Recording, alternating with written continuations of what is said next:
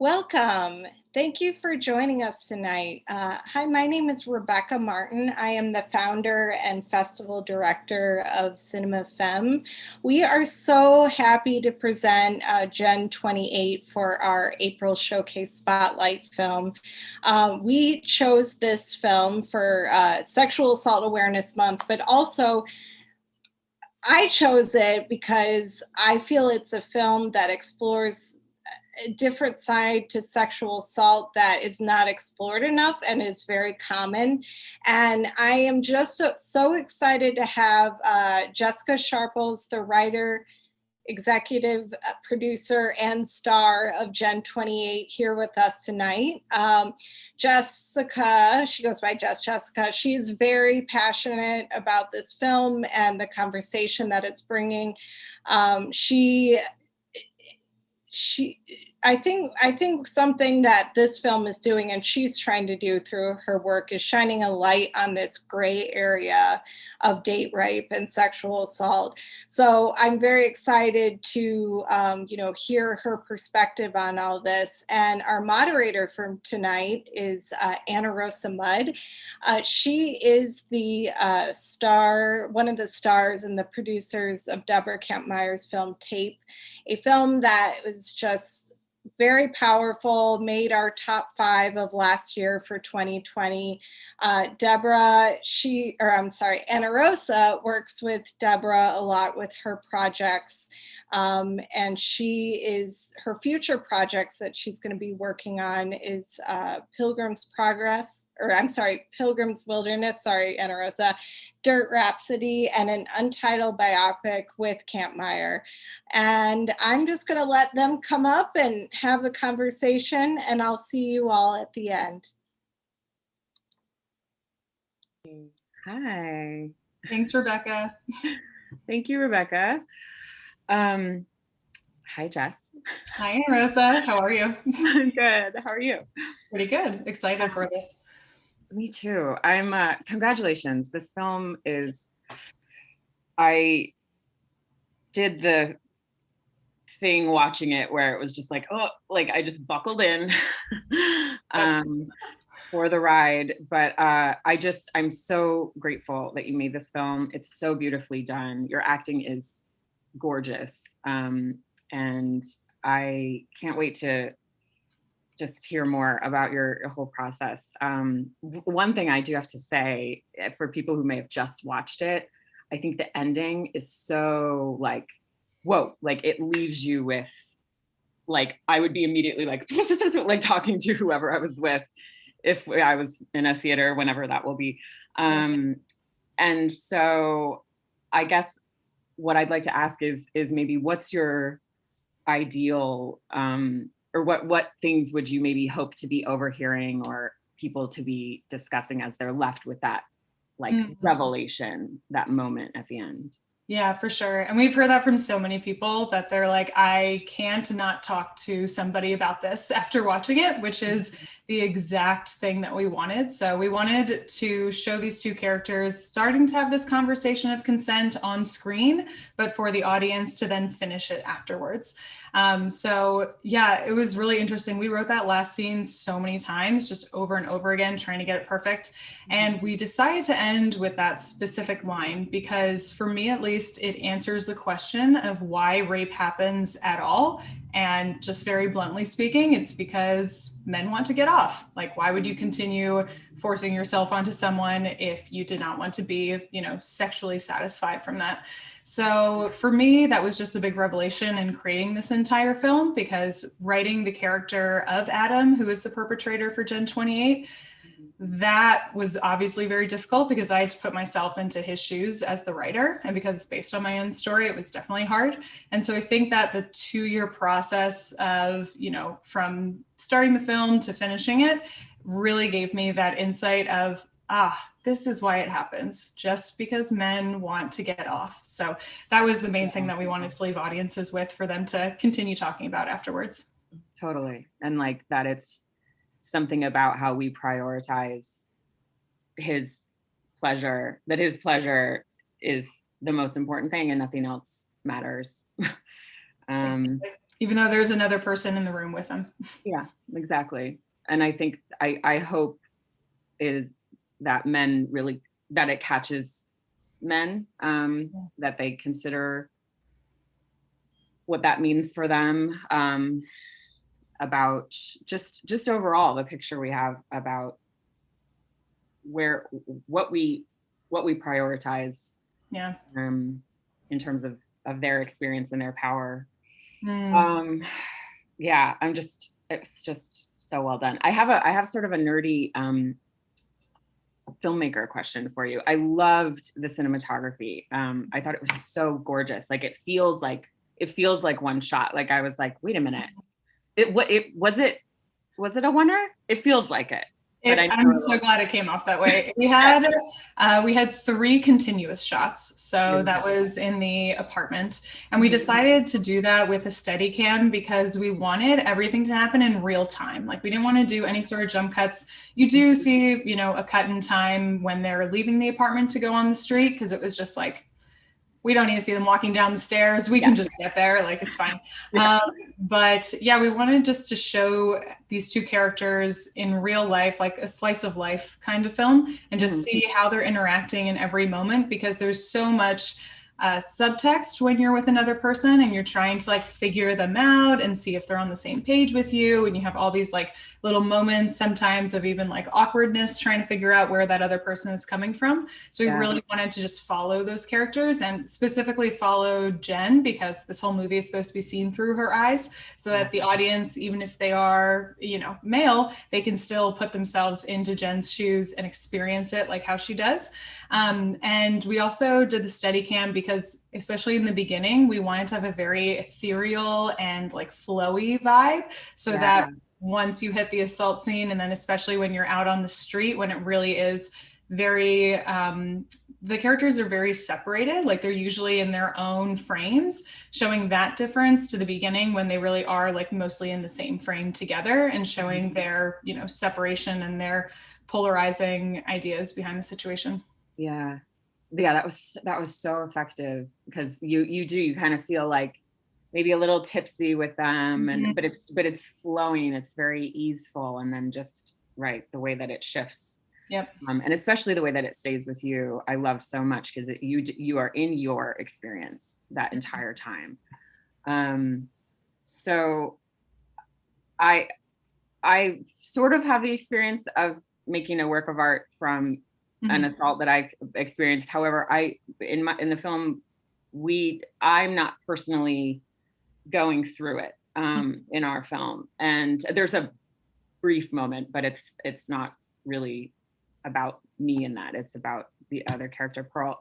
So I, as a human being and as an artist, you know, and a woman, I'm concerned, you know, I feel concerned for you as the actor going through this again, you know, especially, I mean, the generosity, your performance really is just, I, you know, watched it a second time, I was just like so blown away. And I think it's incredibly moving and generous for an actor to do this anyway, but especially for you.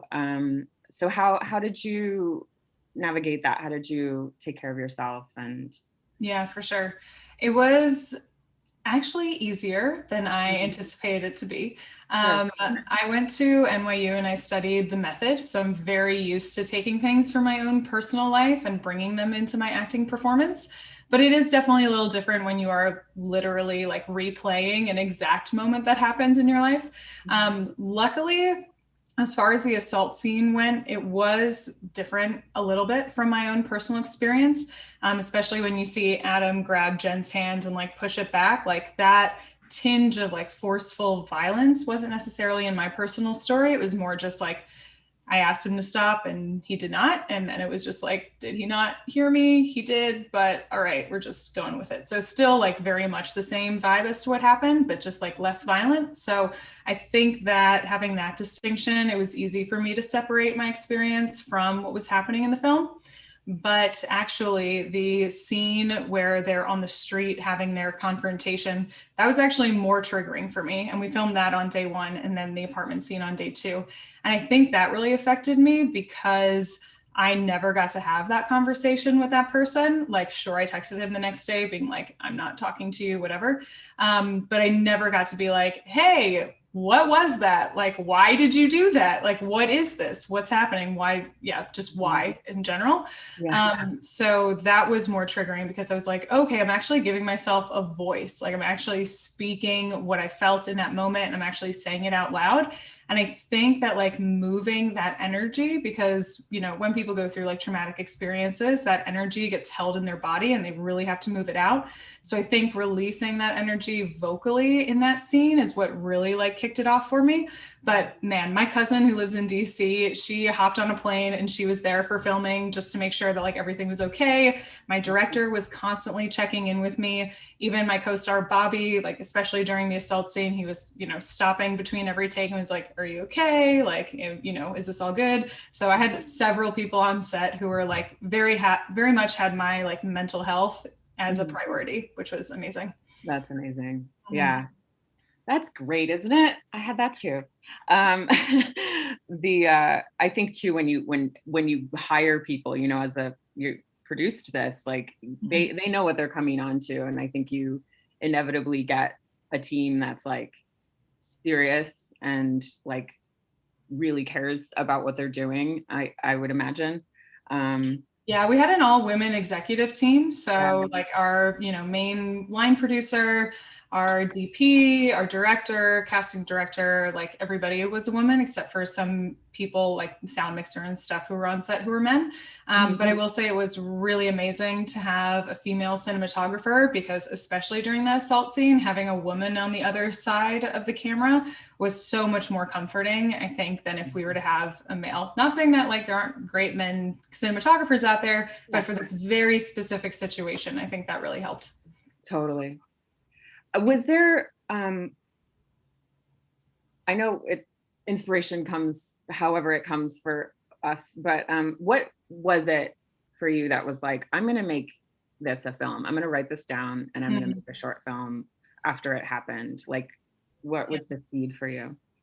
Yeah, fun story actually. So this was a completely different script when I first wrote it. And it was actually like, it was based obviously on my personal experience that ended up being Gen 28, but it was based on another thing that I experienced because I live in Los Angeles and I was catering at the time. And I was in the basement of this hotel that I was working at. And this woman who clearly was a manager of the hotel was in the bathroom, just like sobbing, crying. And I was like, I don't know what's happening and I don't know what to say, but I'm here and I should say something. So basically I just washed my hands and I just turned to her and I was like, you got this. And she was like, thank you. And I was like, no problem, and left. Cause like, I don't know what her situation is, but like, you got this, girl, like you can do it. So my first iteration of the script was actually finding those two characters. So seeing like what both of them were going through. So, you know, I made up a whole story for her, and then my character had Gen 28's backstory. And the whole point was that like, hey, we are all human beings. We need to have compassion for one another. Like, you have no idea what other people are going through, and everyone's always going through something. So just be like an empathetic and good person. And then I brought it to my writers group where I workshopped this like 3 separate times. And one of the like successful writers in my group looked at it and he was like, Jess, you just need to like cut out that other character and just focus on Jen. And I was like, but that's based on my personal story and I don't want to go fully into it. It's just like inspiration. And he's like, no, you just got to do it. So that like, yeah, that really helped me go deep. And I think that I also had not like, even though the situation that I was in had happened several years before I wrote the script, it was very much a like, I'm not going to think about it and I'm just going to move on with my life versus like actually trying to process it. So writing the script for sure was a healing journey, like no doubt. And then through that, I was like, okay, my characters are like telling me kind of what happened, because honestly, I was like very much in denial, number one, that it was actually sexual assault, because it is that like gray area where you're like, okay, we did go on a date. And in my situation, I consensually did have sex with this person for the first time and we're going for the second time. And that's why I didn't want to. So it's like very even like more gray. And I told my friends about it the next day too. And they were like, we saw you at the bar. Like you said that you wanted to go home with him. And I'm like, yeah, I did. But like, then I did not. Yeah. So even like not having my friends believe me was an issue. So I think that like really stunted my processing as well. So then eventually, I wrote Gen 28 and the characters figured it out for me. And now, yes, that was definitely not consensual. And you can say stop at any point at any given time, and it needs to be respected. So. Yeah.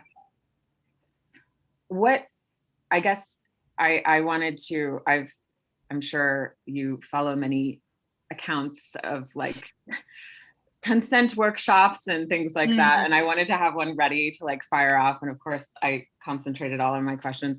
What are the pieces for you that, I mean, I think our film, we talked a lot about the gray area as well, because ours is just like literally coercion. And it was why I felt like there was nothing I could do, because I was like, well, I knew what I said, okay, and I know what I'm doing.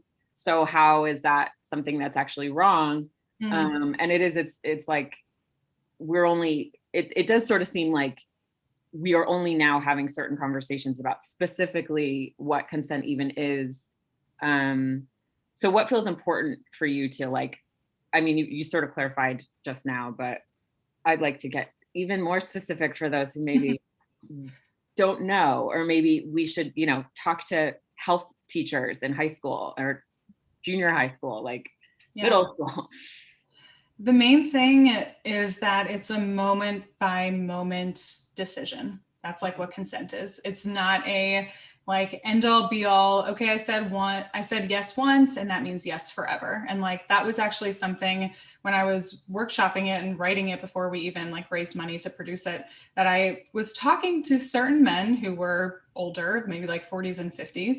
One person said to me, well, if you slept with them the first time, then like the second time's okay, right? And I literally had to be like, no, it's not. If the person ever says no or stop, that is non-consensual. Then I recently had somebody of the same demographic say to me, well, but if a girl goes back to a guy's apartment, then that's just like the sign that they're going to have sex. And I was like, no, it is not. Wow. No, it is not. Literally, this was like 2 weeks ago. And I was like, wow, how is this happening? And someone in the entertainment industry too. But it was an opportunity for me to be like, no, that's not true. Like you need to express consent, and it's not just like a hesitant, like, yeah, sure. It's supposed to be like a hell yes, let's do it. Like it's an enthusiastic yes. Yeah. So I think those are the two things. It has to be an enthusiastic yes. And also like it is a moment by moment thing, and either parties can change their mind at any time. And you need to be able to listen to that person and, care enough about other human beings to put them first. Seems so simple. Yeah, you think so. Well, and I do think it's just not, I know it was never taught when I learned, sex ed and stuff. Consent was not even in there. I'm a bit older than you though, so I don't know. Did you ever learn anything in high school? It was all abstinence. And I mean, I didn't even go to like a religious school, but it was just like, don't do it. And I'm like, that's not realistic. No. Yeah. Wow. That seems like okay. I won't go down that rabbit hole. Another conversation. Yeah. Yeah. I think another thing we have in common that I just feel excited to hear about is that, like what you said about writing it, that was a healing sort of journey for you. And I think people don't necessarily expect that when you share like, oh, I experienced a sexual assault and I made a film about it. But it actually, I know for myself, there were a lot of phases, but it was like the most healing thing I could have done. And I had it was Deborah sort of stepped in and told the story, but I guess I'd love to hear more about maybe how it transformed for you, like how it went from maybe something not cool to kind of this new transformed, transmuted thing that's now a work of art. So you mean just like sorry, and of course there are like sirens happening in the background, a little distracting.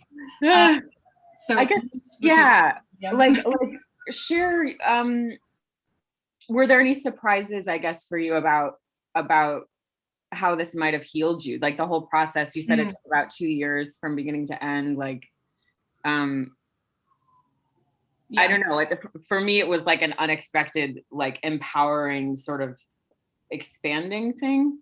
And so, yeah, I'd love to hear how it was. Yeah, for me, it was very much just like trying to see this from my perpetrator's point of view, which was the most difficult thing, because obviously it's like pretty black and white, like you should. And that's the whole thing, right? These gray areas, they're not actually gray. They're very black and white when you take like a closer look at it. But they just have so many layers that it does take a closer, you do need to look closely at it. But for me, it really was just like specifically writing Adam's character and trying to be like, okay, I need to put myself in his shoes. What would he think in this situation? How would he react? Would he agree that he did something? Would he not? And it was also trying, because like, I couldn't make him out to be a really bad guy. Like he couldn't have any malintent. Because the whole thing, two things. I mean, number one, I really just do think that a lot of men in society have bad programming. And it's like, there are just so many things about like people's environments that, I found a lot of empathy for. And I was like, okay, like I do blame you for doing this to me and I am going to hold you accountable. But if we look at where it comes from, it's coming from a much more deep-seated societal, like misogyny, patriarchy centric kind of world, which is something that you see, when you have like locker room talk with like boys and their friends, even like family dynamics and, schools and like just any film and TV, like any part of society, you're going to see that. So me coming to the conclusion that he was not doing it with malintent, he was just never taught to listen to other people. He was never taught to put women before him. He was always taught that like he is the center of attention and that his feelings and emotions are, they should be the priority above anybody else.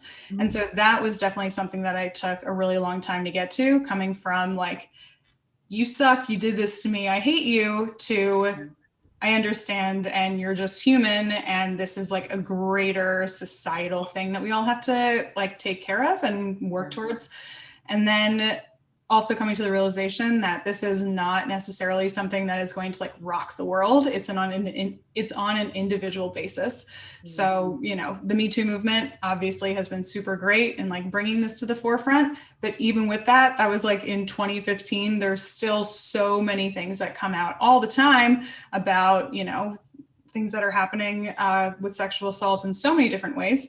So yeah, just also like humbling and being like, all right, I'm making this film and I just hope that like every person who sees it is able to have that reflection and is able to like make change in their own life, even though it might not, like wipe sexual assault out from the world all at once. So that was something I had to come to terms with too. Yeah, no, I know. Maybe.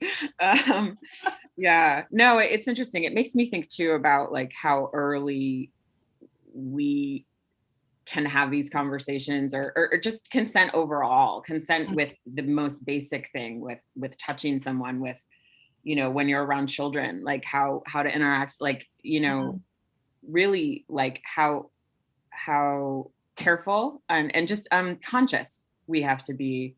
It's just made me reflect a lot about, particularly these situations, but then consent as a bigger picture. And also really looking at, I think you did such a great job writing Adam because he,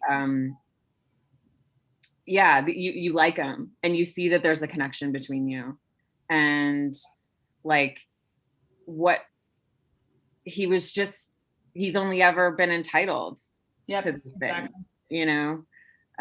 not that he gets a pass, but I do think for me anyway, I think it's what you're saying is helpful. It's a conversation. We're including men in it. It's not about like us railing over here and like sharing our sad stories and then like just being angry at them forever. Like they have to come back in and actually engage with us. Like, I think it's really powerful what you said too about getting that chance to in your film, ask him what the fuck happened, you know, like, and because you couldn't in life, but we should all be able to do that. And I hope there's maybe a little bit of catharsis for women when they see you get to do that, you know. And that I also felt too, sorry, I'm just railing now. Please. I also felt too, just in your co-star's performance, there's a glimmer of like, does he maybe know what he did? Like, it's very interesting. Like there's like a hint. It was a question I had the second time watching it of like, I wonder if something might have even clicked there for him, maybe, you know. And hopefully at the end, like hopefully once that last line blurts out of his mouth, that was hopefully what we were trying to portray, as the like, oh, I said it, and that is really fucked up. Okay. So that was, I mean, but also like, I don't know. How can you not? Even if you like don't, like you still kind of know, you know, like even if you can't like come to terms with it, there's still like oh yeah, I guess when you put it that way, like I didn't listen to you and I continued. Like just like in a human way, I feel like that has to be just, you know, human nature. Yeah, totally. I think it's almost like because he's a little bit conscious of it when he's like, then what are you talking about? Because I think he feels like, are you about to accuse me of something? Exactly. And it's like, well, I think it's amazing that you ask him, well, what do you think happened then? You know? And I think it's sort of like, I'm thinking of a similarity, you know, I've been reading lately, obviously with all of these conversations around our horrifying racism problem in America, that it's like worse to be called a racist than to be racist for some people.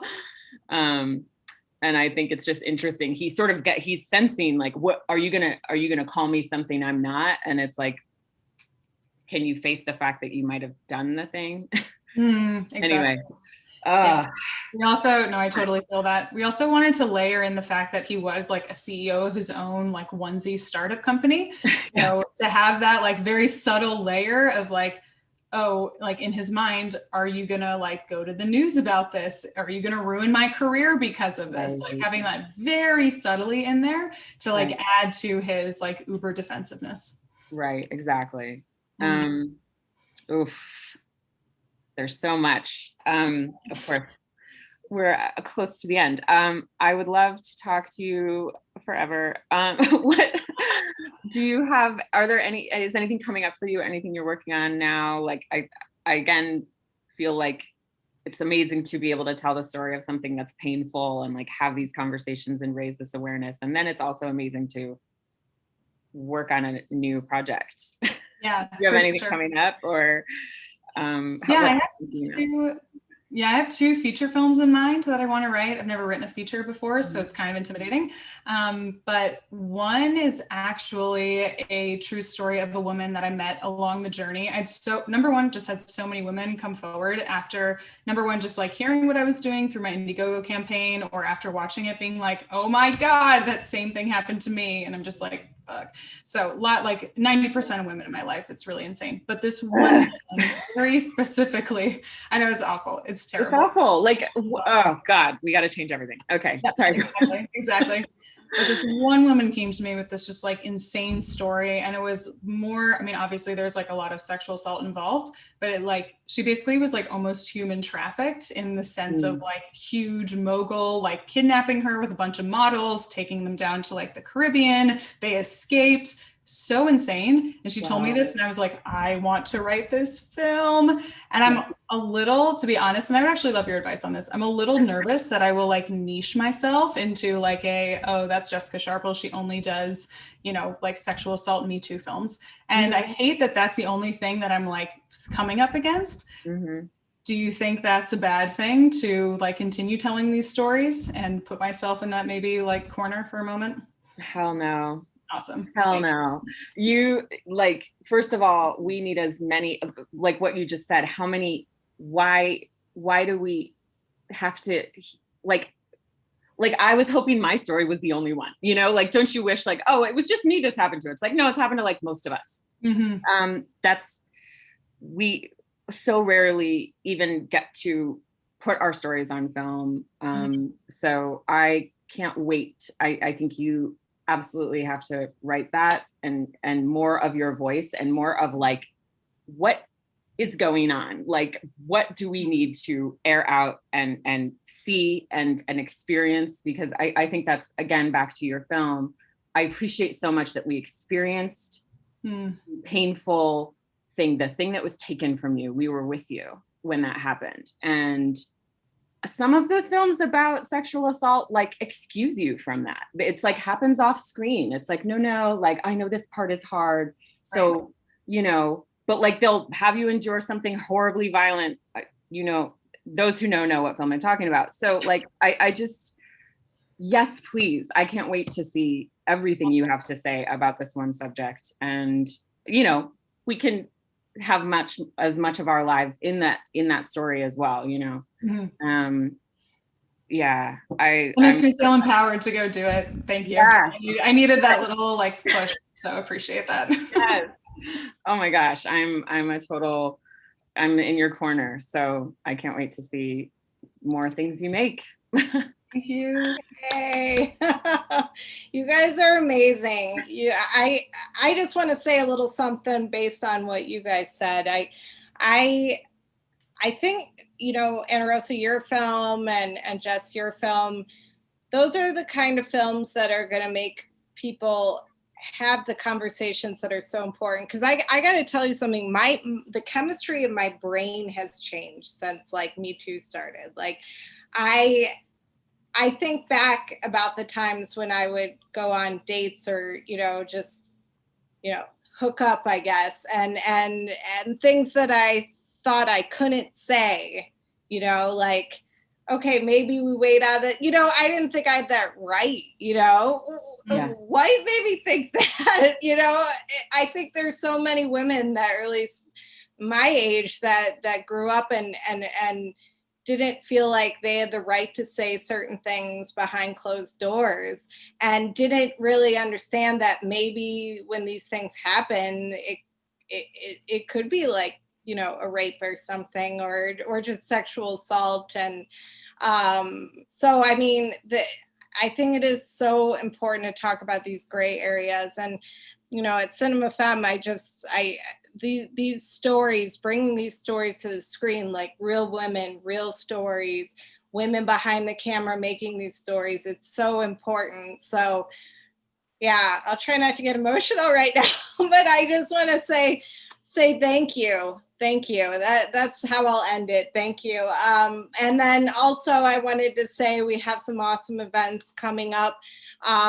Saturday, the main competition filmmakers will be talking to Deborah Goodwin, who is a filmmaker and screenwriter, about their films. And then Sunday, I get to talk to Chris Ray. Ooh. I mean, for me, I'm like, that's awesome. This showcase has been great to bring like these conversations to the screen. And so thank you. And you all have a good night, and thank you those who could join us. So thank you, everyone. Thank you, Becca. Thanks so much. Bye.